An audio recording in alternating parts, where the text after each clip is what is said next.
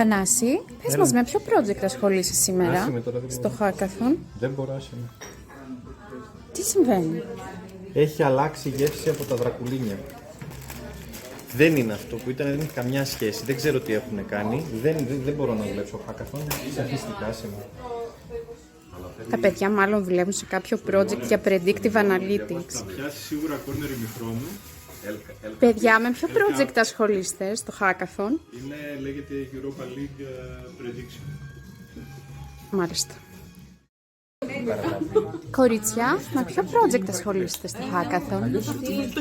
Ναι, για να μην το παγνώ. Δημήτρη, γιατί επέλεξες το ροζ? Γιατί τονίζει τα μάτια μου. Στο Hackathon υιοθετήσαμε μια πιο blue παλέτα. Ναι, αλλά Νομίζω είναι είσαι πάλα εκτός απόκρουση. concept. Είναι πάλα απόκρουση. Θα μπορέσει να μας ακολουθήσεις στο Hackathon. Θα δώσουμε 2 λεπτά και έρχομαι. With the air, like I don't care, baby, by the